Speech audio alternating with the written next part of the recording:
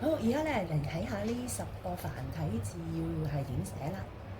好，第一題，呢一個咧係個韋字喎，咁係一個姓氏啦，姓韋，譬如韋小寶咁樣啦。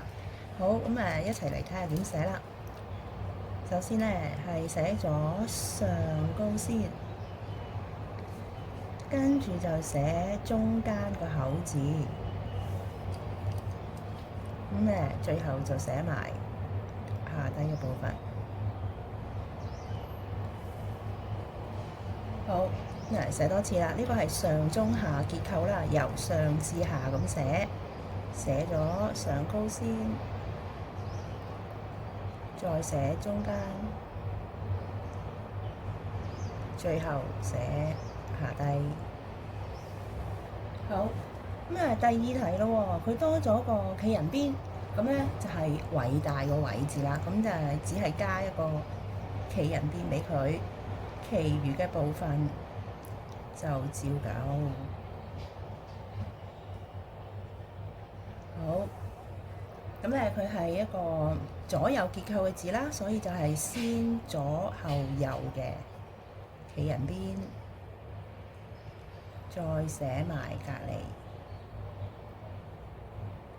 係偉大個偉字啦。好，第三題呢一個咧係專心個專字喎，專注個專字。好，首先寫咗上高，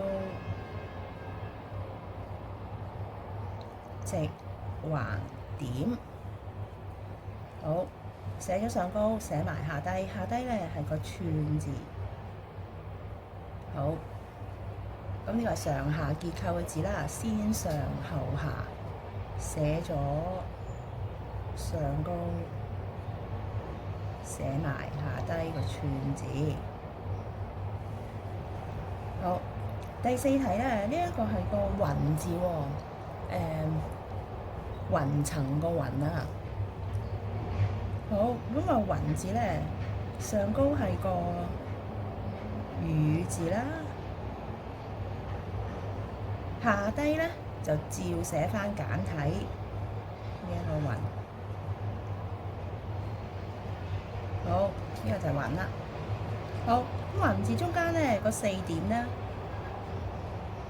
有人係咁寫嘅喎，咁都得嘅。好，第5題咧係個藝啊，藝術個藝，藝術個藝咧係草花頭，中間咧係個炎熱個熱字唔愛咗4點，下低咧又係呢一個雲字嘅簡體喎，藝術個藝字。好，寫多次啦。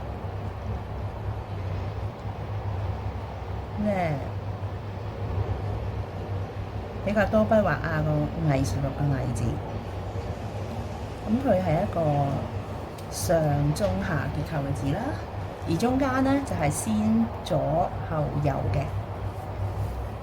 好，第6題咧就係個聽字啦，客廳個聽字啦，飯廳個廳字，咁咧都係要加一點俾佢先，點橫撇，跟住咧就係寫一個聽見個聽字啦。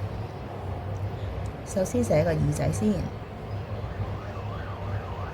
好，咁我聽見個聽字咧係寫個耳，再寫黃，跟住就寫個10，跟住寫個4、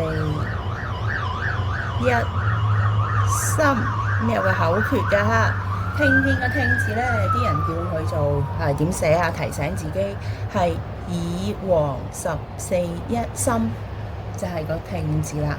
好，咁咧呢一個咧就係聽啊，聽客廳嘅聽，點橫撇。好，再寫個耳黃10、4、1心，就係個聽客廳嘅聽啦。好，第7題咧簡單啦，係個區字啦，地區嘅區啦。好，先寫上高，跟住寫個品字，品字係3個口嘅。好，閂埋佢，寫多次啦。橫畫3個口喺中間，放喺裏邊，再閂埋佢。咁上次都已經講過啦，個口字咧記得係直橫直橫，咁就千祈唔好好似畫公仔咁，咁呢個係唔啱啦。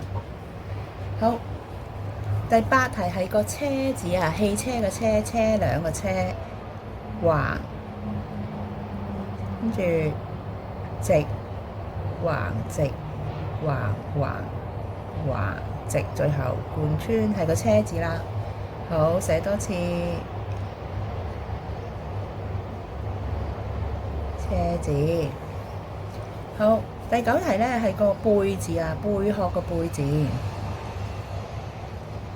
貝字先外後內，閂埋佢，撇點。咁咧呢個都比較簡單。先寫個木字啦，眼目個目啦，耳目個目。好，跟住加2點，就係個貝字啦。好，咁你會見到啦，呢2個字咧都冇得拆開，話咩左右結構啊、上中下結構啊咁樣。所以呢啲字咧，我哋有個名俾佢叫獨體字啊，即係自己係即係冇得拆開個部件嘅。咁而唔係喎，個貝字有2點喎，咁會唔會係上下結構咧？咁個車字咧就係個獨體字啦。好，咁到個見字咯喎，見字咧